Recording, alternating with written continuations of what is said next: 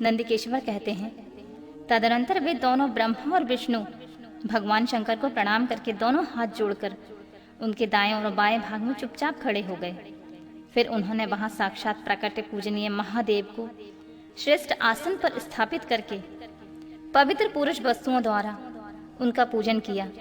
दीर्घकाल तक अविकृत भाव से सुस्थिर रहने वाली वस्तुओं को पुरुष वस्तु कहते हैं तथा अल्पकाल तक टिकने वाली शंख भंगुर वस्तुएं प्राकृतिक वस्तु कहलाती हैं। इस तरह वस्तुओं के दो भेद जानने चाहिए।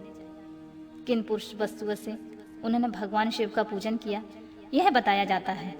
हार, नुपुर, केयूर, किरीट, मणिमय कुंडल, यज्ञोपवीत, उत्तरीय वस्त्र, पुष्पमाला, रेशमी वस्त्रहार, मुद्रिका, पुष्प, तांबुल, कपूर, चंदन एवं अगुरुओं का अनुलेप, धूप, दीप, श्वेत छत्र, व्यजन, ध्वजा, चमर तथा अन्यान दिव्य उपहारों द्वारा जिनका वैभव वाणी तथा मन की पहुंच से परे था, जो केवल पशुपति के ही योग्य था और जिन्हें पशु कदापि नहीं पा सकते थे, उन दोनों ने अपने स्वामी महेश्वर का पूजन किया। सबसे पहले वहां ब्रह्मा और विष्णु ने भगवान शंकर की पूजा की। इससे प्रसन्न हो भक्ति पूर्वक भगवान शिव ने बड़े नम्र भाव से खड़े हुए उन दोनों देवताओं को मुस्कुराकर कहा, पुत्रों, आज का दिन एक महान दिन है। इसमें तुम्हारे द्वारा जो आज मेरी पूजा हुई है, इससे मैं तुम लोगों पर बहुत प्रसन्न हूँ। यही कारण है कि यह दिन परम और पवित्र महान से महान होगा। आज की यह तिथि शिवरात्रि के नाम से विख्यात होकर मेरे लिए परम प्रिय होगी। इसके समय में जो मेरे लिंग, निराकार अंग, आकृति से रहित निराकार स्वरूप के प्रतीक, वैर, सकल साकार रूप के प्रतीक विग्रह की पूजा करेगा, वह मनुष्य जगत के सृष्टि और पालन आदि कार्य भी कर सकता है। जो शिवरात्रि को दिन रात निराहार एवं जितेंद्रिय रहकर अपने शक्ति के अनुसार निश्चल भाव से मेरी यथोचित पूजा करेगा, उसको मिलने वाले फल का वर्णन सुनो। 1 वर्ष तक निरंतर मेरी पूजा करने से जो फल मिलता है, वह सारा फल केवल शिवरात्रि को मेरा पूजन करने से मनुष्य तत्काल प्राप्त कर लेता है। जैसे पूर्ण चंद्रमा का उदय समुद्र की वृद्धि का अवसर, उसी प्रकार यह शिवरात्रि तिथि मेरे धर्म की वृद्धि का समय है। इस तिथि में मेरी स्थापना आदि का मंगलमय उत्सव होना चाहिए। पहले मैं जब ज्योतिर्मय स्तंभ रूप में प्रकट हुआ था, उस समय मार्गशीर्ष मास में आद्रा नक्षत्र से युक्त पूर्णमासी यह प्रतिपदा है। जो पुरुष मार्गशीर्ष मास में आद्रा नक्षत्र होने पर पार्वती सहित मेरा दर्शन करता है अथवा मेरी मूर्ति या लिंग की ही झांकी करता है, वह मेरे लिए कार्तिकेय से भी अधिक प्रिय है।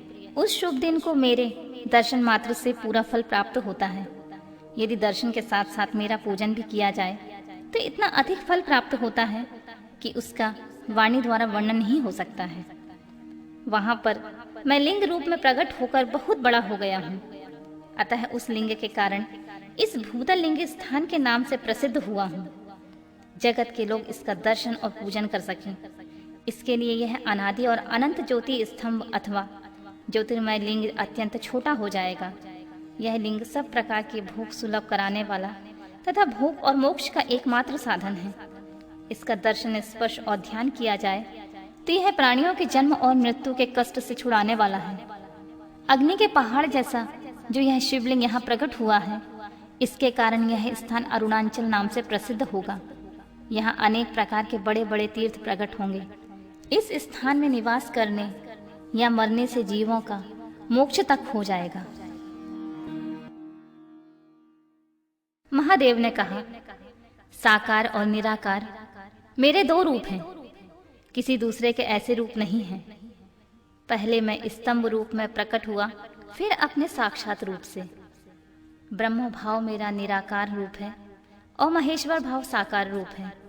ये दोनों ही मेरे सिद्ध रूप हैं। मैं ही पर ब्रह्म परमात्मा हूँ। कला युक्त और अकल मेरे ही स्वरूप हैं। ब्रह्म रूप होने के कारण मैं ईश्वर भी हूँ। जीवों पर अनुग्रह आदि करना मेरा कार्य है। ब्रह्मा और केशव मैं सबसे बृहत और जगत की वृद्धि करने वाला होने के कारण ब्रह्मा कहलाता हूँ। सर्वत्र समरूप मैं स्थित और व्यापक होने से मैं सबकी आत्मा हूँ। स्वर्ग से लेकर अनुग्रह तक आत्मा या ईश्वर से भिन्न जो जगत संबंधी 5 कृत्य हैं वे सदा मेरे ही हैं। मैं अतिरिक्त दूसरे किसी के नहीं हैं, क्योंकि मैं ही सबका ईश्वर हूँ। पहले मेरी ब्रह्म रूपता का बोध कराने के लिए निराकार लिंग प्रकट हुआ, फिर अज्ञात ईश्वर तत्व का साक्षात्कार कराने के निमित्त में साक्षात जगदीश्वर का ही सकल रूप में तत्काल प्रकट हो गया। अतः उसे ही मेरा सकल रूप जानना चाहिए, तथा जो यह मेरा निराकार स्तंभ है वह मेरे ब्रह्म स्वरूप का बोध कराने वाला है। यह मेरा ही लिंग है। तुम दोनों प्रतिदिन यहाँ आकर इसका पूजन करो। यह मेरा ही स्वरूप है और मेरे सामीप्य की प्राप्ति करने वाला है। लिंग और लिंगी के नित्य अभेद होने के कारण मेरे इस लिंग का महान पुरुषों को भी पूजन करना चाहिए। मेरे एक लिंग की स्थापना करने का यह फल बताया गया है कि उपासकों को मेरी समानता की प्राप्ति हो जाती है। यदि एक के बाद दूसरे शिवलिंग की स्थापना कर दी जाए तब तो उपासक को फलस्वरूप से मेरे एक साथ एकत्व सामुज मोक्ष के रूप में फल प्राप्त होता है। प्रधानतः शिवलिंग की ही स्थापना की जानी चाहिए। मूर्ति की स्थापना उसकी अपेक्षा गौण कर्म है। शिवलिंग के आभाव में सब ओर से सवेर अर्थात मूर्ति युक्त होने पर भी वह स्थान क्षेत्र नहीं कहलाता है।